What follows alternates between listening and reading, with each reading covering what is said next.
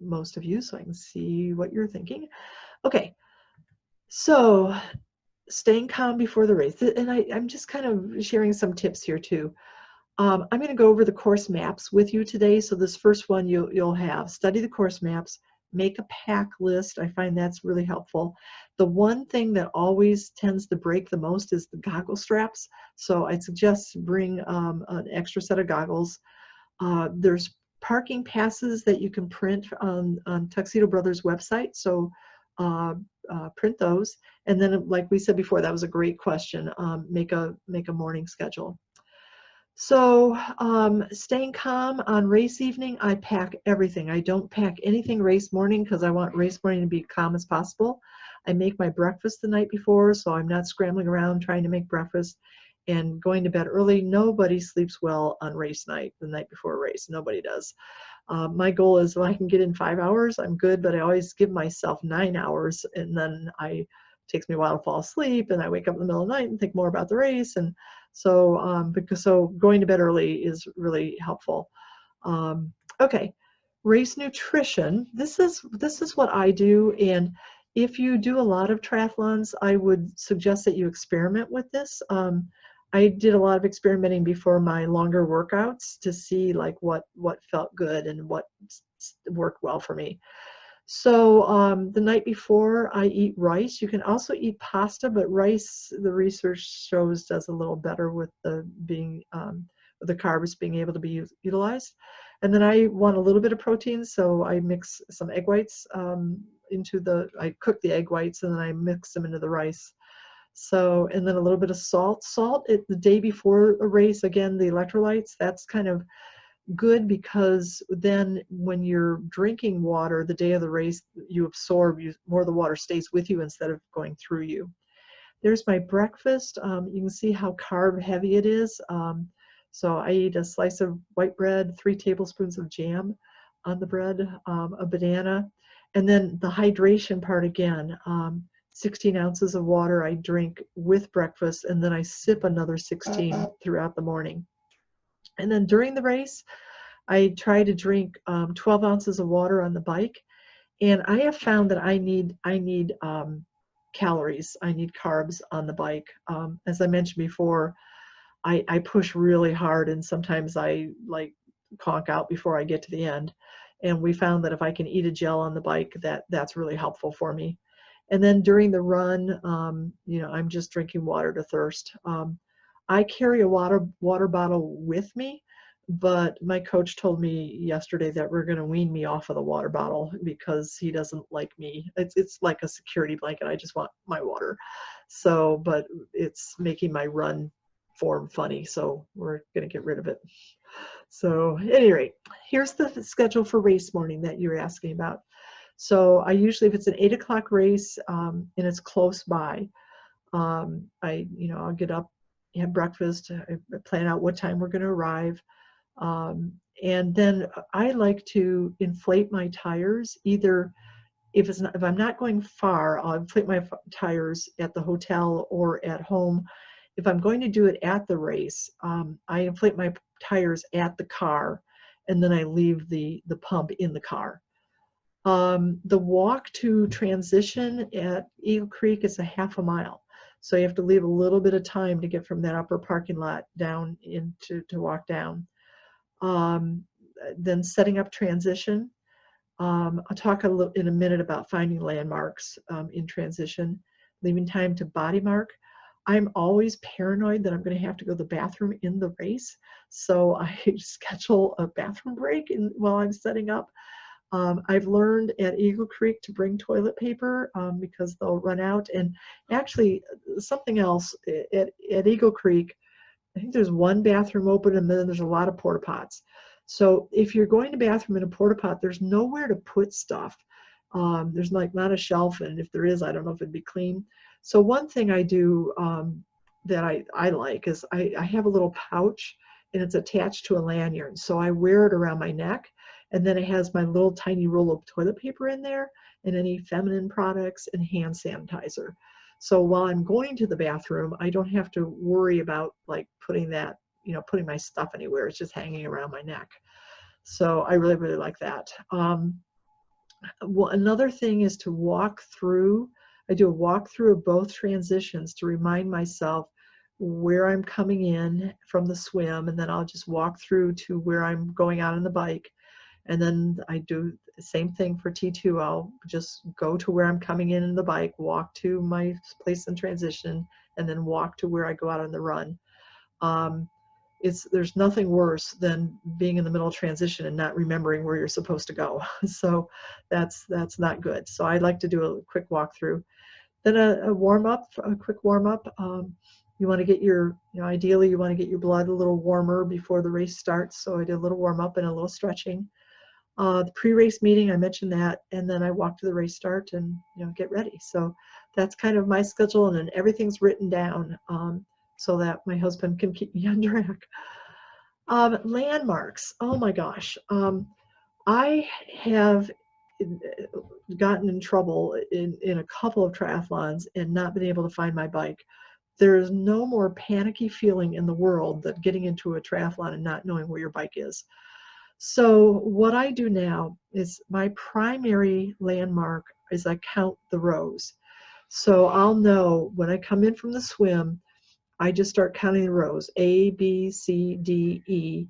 And then whatever the last letter is, I know to turn after that. And that's ingrained in my head, turn after the last letter. There was one race where I got mixed up and I turned before the last letter, and then I was in the wrong row and couldn't find my bike. So, so that's my primary way. Then I also always have a secondary landmark just in case I get mixed up and I don't know what letter I'm on. So a tree, a flagpole, a light post, a crack in the pavement. But it's really important, I've learned the hard way, to not have a landmark that can move. So one race, it was a car that was parked right next to my bike outside of transition, and then the car drove away, and when I didn't, there was nothing there.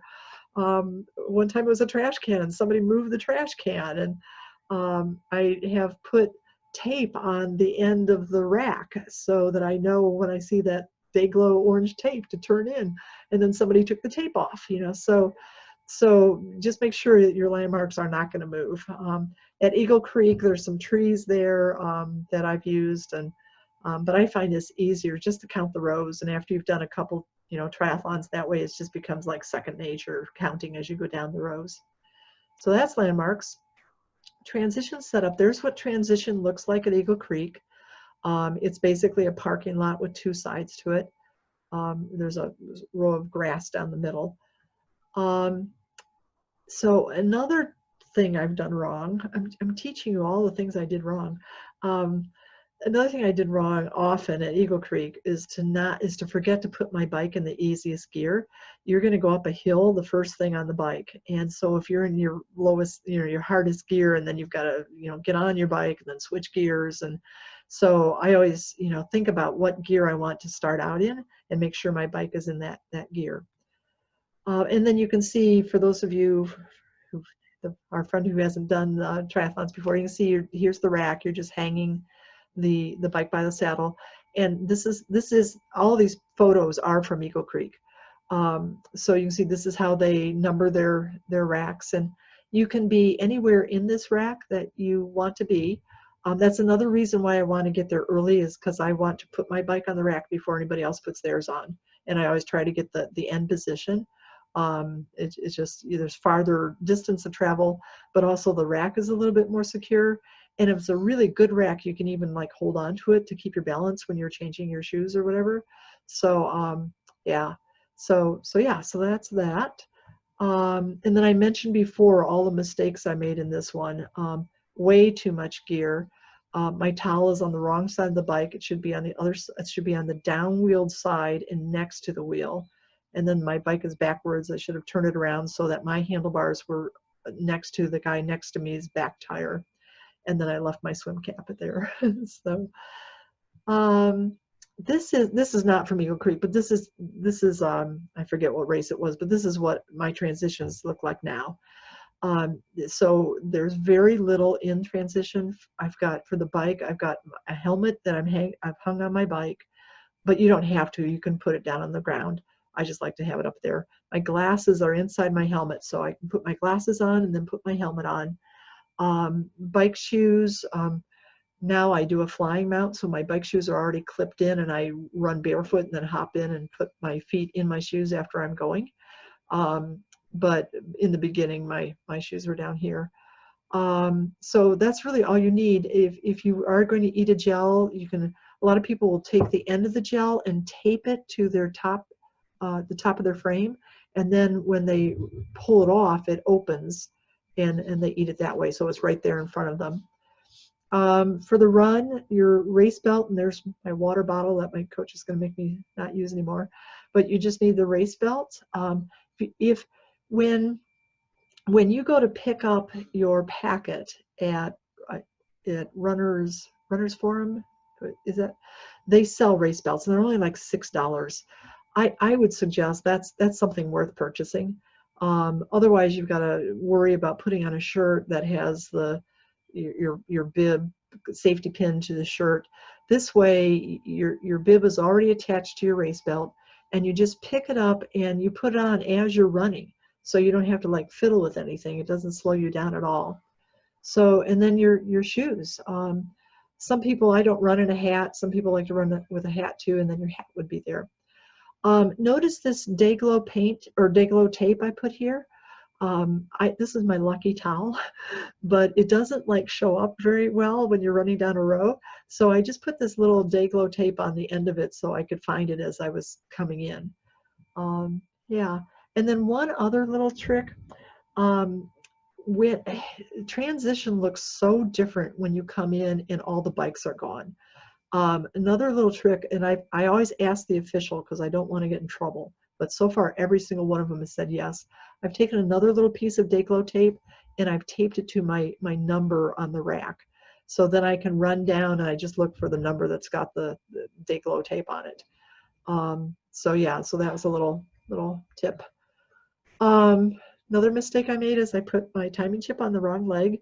So it should go on your left foot because that's the foot that's not on your bike. It's not against all the gears and everything. So, so always on the left foot. And then for our friend who's never done one of these before, it's all Velcros on there. And what I like mine to not be too loose or not be too tight. So the way I put it on is I'll take my leg and like I put my foot on the ground and then I put my knee as far forward as I can get it. That makes my ankle a little bigger, and then I'll put it on that way. And then when I am not flexing my ankle, my ankle's thinner, and it just gives me a perfect fit. Another thing people like to do is just put 2 fingers under there, but yeah, but and once you start racing, you don't feel it at all. You don't even know it's there. Does that come in the packet? Yes, it comes in your. Yeah, and you can swim in it? Yes. Okay. It's different for different races. I think for Go Girl, it will come in your packet. At other races in Indiana, you pick it up on race morning. And then as soon as you finish, the first thing that's going to happen is someone's going to say, give me your timing chip. So then there's a fine if you don't give it back. So yeah. So yeah, that's not a problem. You're just putting your swim cap on and body marking. I always feel so official when they write my number on my arm. At Eagle Creek, I've only done this once. I was really nervous about the run in over the cement, and I was afraid to run in my bare feet on the cement. So I just left a little pair of flip-flops down by the water, and I put ribbons on them so nobody would take them because they think, nobody's, would just slip into them and wear them.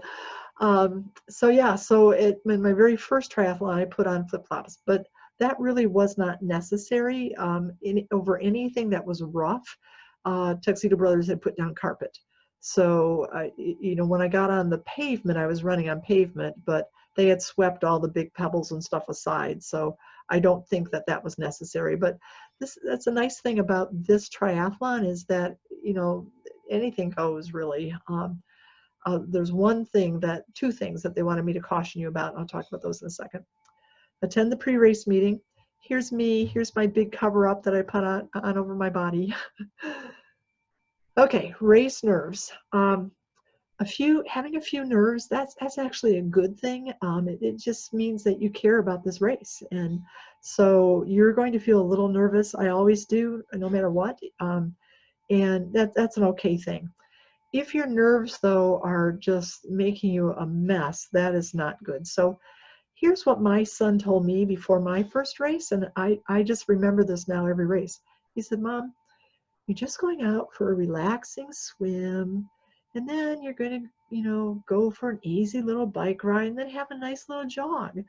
And he reminded me that anytime I get tired, I can just sit down and rest, and I'm just outside on a sunny day having a good time with a bunch of my friends. So, and that's how I try to, think about this. I'm just out for a relaxing swim, followed by an easy bike and a nice little jog. If I get tired, I'll just sit down and rest. So that really took the nerves away for me on my first races, especially. Yeah, there's it's possible to be nervous. Okay, swim. This is, again, all these photos are from Eagle Creek. So this is everybody lined up from the swim. I'm told with COVID, I've had a couple friends race there since COVID, and I'm told that they're having two lines. I'm not sure how good the social distancing is between the people in the lines, or if anybody will wear masks. I mean, they're asking you to, but who knows. What I plan to do is if I had raced this, I would bring a mask, and just at the very end, right before I went in the water, I'd just take it off. And they usually have a trash can right before you start, so people can drop water bottles and stuff. But I just slip it in the trash and just wear a mask right to the start.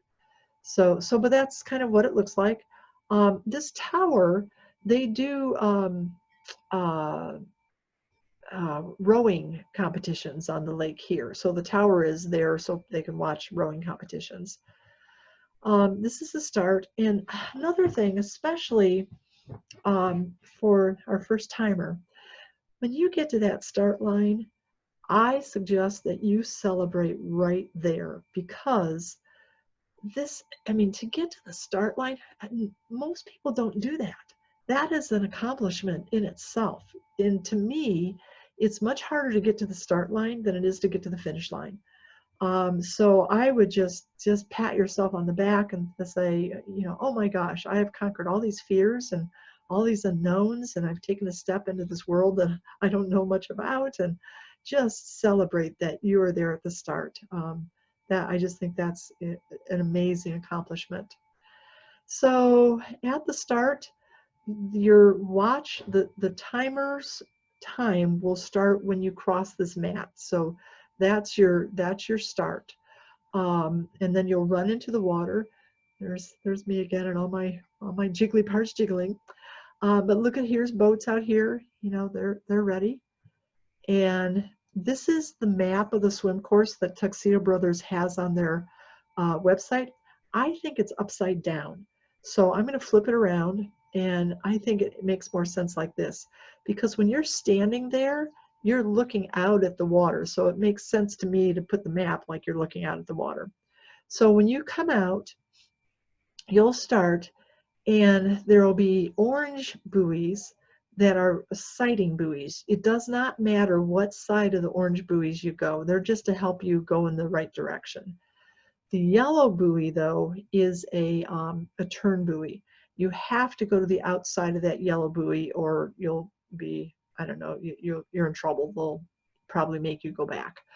And then there's another sighting buoy, and then another turn buoy, and then the final yellow buoy that you have to make sure that you're on the outside of. And then you're out of the water. Now, there's also a million other tiny little buoys in here, and they are for the rowing teams to mark their lanes.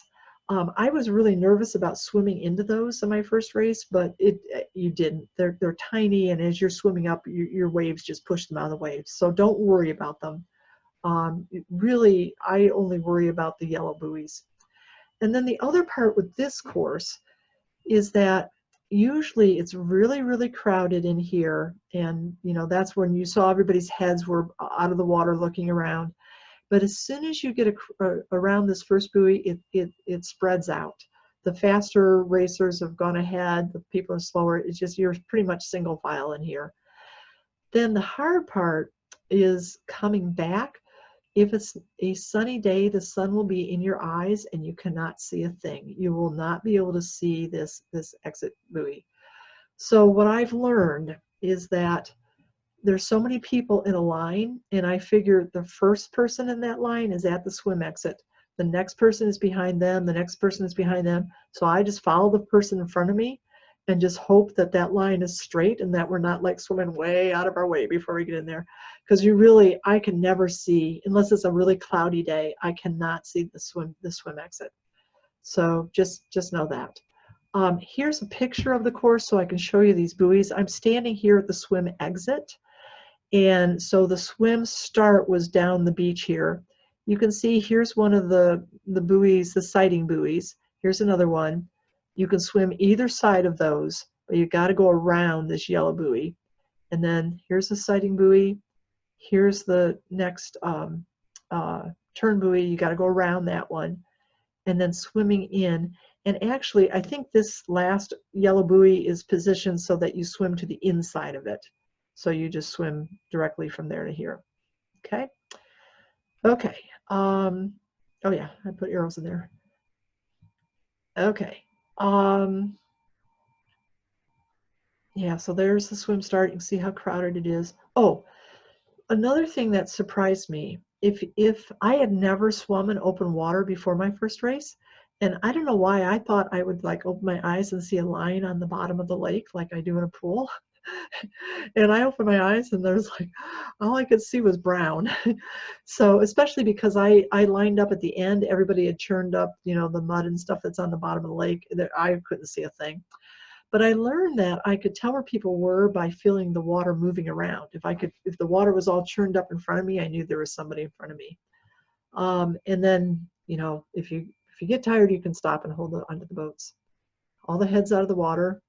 Here's the swim exit, and I have a tip on this one. This guy, he was way ahead of me when we were, yeah, see how we're coming into the inside of that last buoy? Okay. This guy was way ahead of me, but he stood up way out here as soon as he could stand. It's really hard to walk in water, and I just swam past him. I probably stopped way before I had to. Now I usually swim until my fingers touch the bottom. And that's the point where I know that I can stand up and go. And sometimes, you know, I'll get to the step and I swim all the way up. So you can swim a whole lot faster than you can walk in water if the water's above your knee. So, okay. There's the exit, what the ladder looks like that you climb out on. I would suggest holding onto the railing. A lot of times when you go from being horizontal to upright, you'll feel a little lightheaded. So just in case you feel lightheaded, just make sure you know, I would suggest, I always hold the railing just in case. Transition, okay. I think this transition is confusing. So you're coming out in the swim. You're not actually going to go through the pavilion. The route, the sidewalk they'll have you on takes you up straight to the top, and then you turn a corner in front of the pavilion, and then you come in here. Now, when you come in with the run, you should run the shortest distance to your bike. So if your bike's over on this side, you just run over there. Don't run all the way around to get to your bike, okay? Just run the shortest distance. If your bike's over on this side, just take a right and go run straight to your bike, okay? Then notice that, and this is the part, this is not like most races, which is why it's confusing to everybody. See, it says bikes here and bikes here. So that's telling you that when you get your bike, you want to go the shortest distance again to the bike start, which is right here in this first part of the road. So if you're over here, you just grab your bike, run around. If you're over here, just run straight. Now, so does that make sense? Head nod. So far, so good? Okay. On the run, there's a traffic pattern. The run is a counterclockwise run out. So wherever you are, you have to run in a circle around here. So last time I did this race, my bike was right in here. I had to I had to mount or re-rack my bike and then run all the way around here, where somebody else, they had to run with their bike all the way in and then rack their bike. So after you ride your bike, you have to go in a circle around there. Does that make sense? Okay. Okay, I see all nodding heads. That's good. The other thing to remember is that when this is like a split road, and the bike is all on this side of it. So remember that on the bike part of the road, when bikes are going out, remember to stay on the right, because there will be bikes coming in on the left. So just remember to stay over here. And then the run is, when you run, you go out here, and then the finish shoot and the finish art is before you get back into near transition. So make sense? Yeah, okay, good. So, I'm sorry, quick question. sure. I came super late. But you said when you come out and you see the pavilion where it says teams, this is actually where it says bikes. That's where our transition is. Correct. Okay, thank you. I missed it. This is really like a picnic area that's got some picnic tables underneath it, and yeah, and you won't get lost because they have plastic tape. I don't know what that stuff's called, but there's only one way you can go. You have to go that way. You don't really have choices until you get into the parking lot. Okay. Oh, okay. Okay. So I did those. Okay, bike. So when you go out on the bike, this is one of my favorite bike courses. So you go out on the bike. This is the part here's the parking lot down here. So you're going to come up this hill, and this is a pretty steep hill. That's why you want to be in a really easy gear down here. I've seen people run their bikes up this hill. Even in my very first year, I was able to make it. So I think you'll be fine. But it is, just keep in mind, be in an easy gear because there's a hill there. So, and then you're winding through the park. It is an open course in the park. So there may be a car that comes along.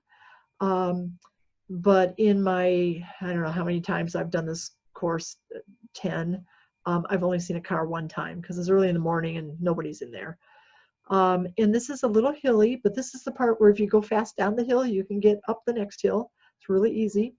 Now, there's one place I wanted to caution you on here. There is a big downhill right here, and with a 90-degree corner at the bottom of it. And they've had at least one really bad bike crash there. I mean, bad. So there will be all kinds of volunteers in here screaming at you to slow down, literally. I always take this faster than they think I should, and because I know it's coming and I break at the last minute, and like I freak out the volunteers. They're hysterical. So volunteers will be screaming at you, and very often they park they'll have some kind of flashing lights up here too, to just make sure everybody's paying attention. And in the morning, they'll tell you about that hill as well. So just make sure that you're taking it easy in this downhill, and then go around here. There's another little hill that I've seen people walk up right in here.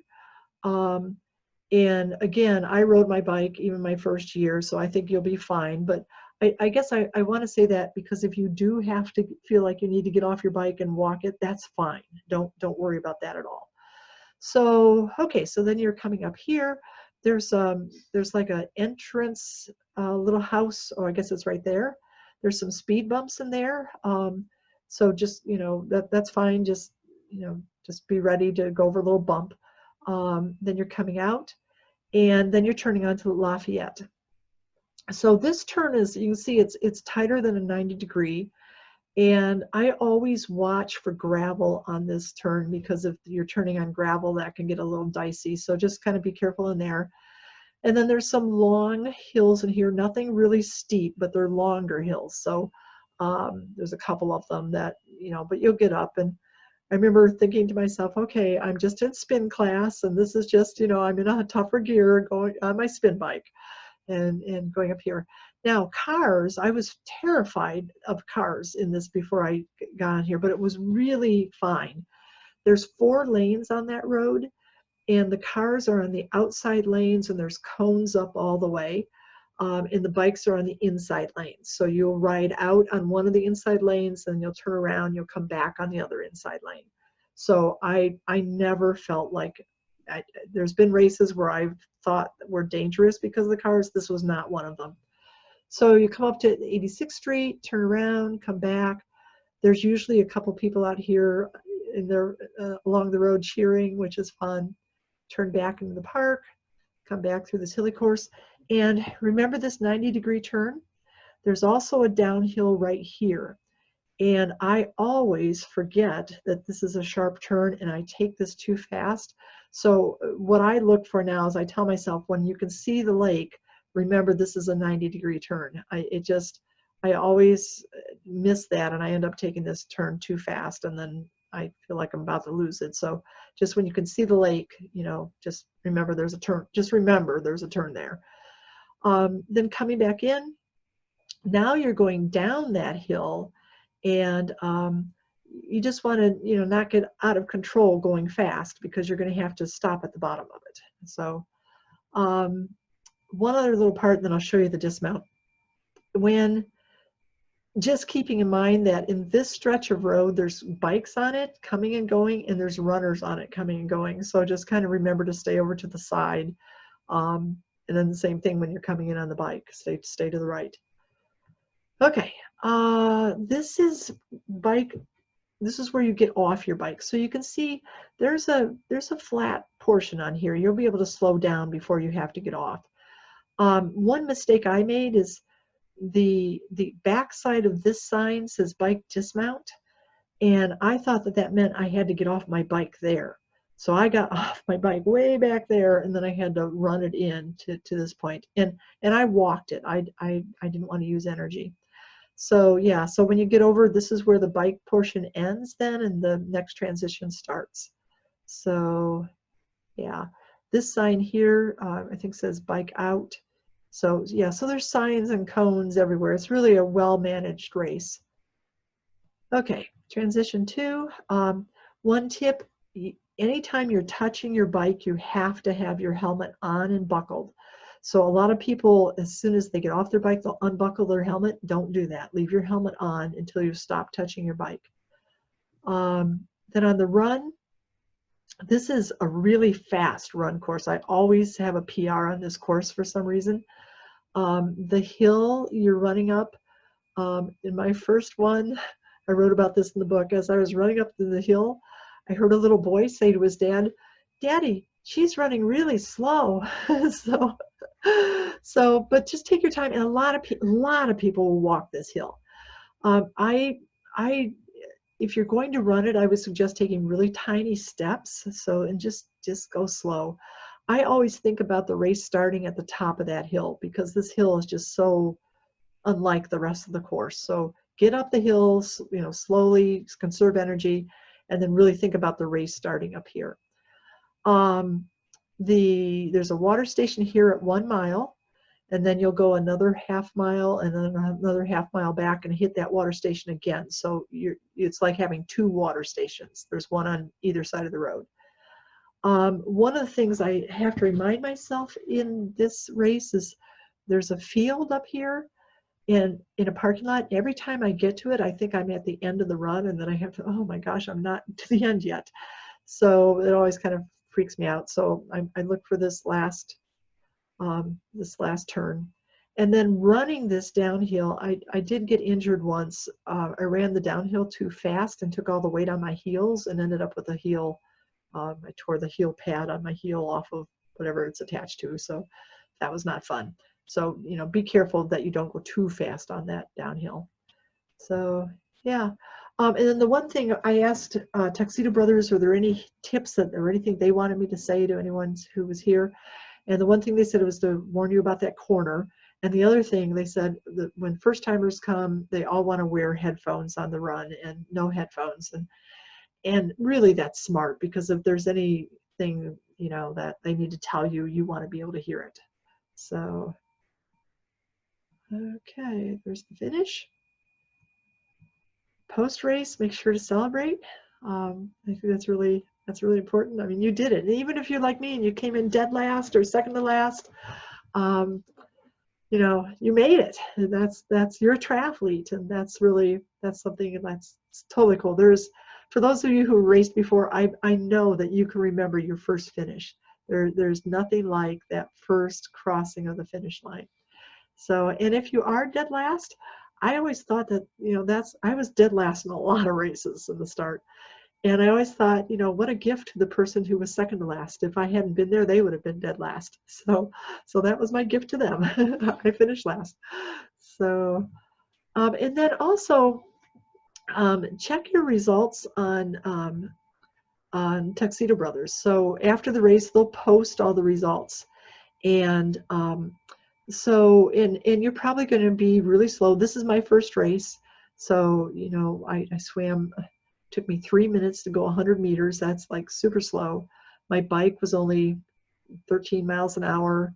I ran at a 16 minute-mile pace. Took me 2 hours and 2 minutes to finish.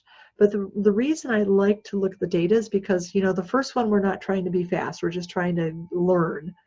The second one, though, I know you're going to want to be a little faster than the first one. So then you can look at these times and think about, like for me, I thought, man, if I didn't eat a sandwich in transition, I could probably be 2 minutes faster. So you can look for like little ways, little places where you can be faster, and then think about, what am I going to do, you know, next time differently so I can be faster. The results are at tuxbro.com. And then the pace calculator, this is, I love this. It's at redlinetryclub.org. And what it is you can plug in your distance and your time, and it will tell you what your pace was. Or if you want to know, like, if I wanted to do if I'm now capable of a 12-minute mile instead of a 12.8, I can plug that in and it will tell me how much time I'll save on the run. So it's a great calculator. In the beginning, I was always like plugging in all my times, and then I would look at last year's results to see if I would be last or if I would be second to last, or, you know,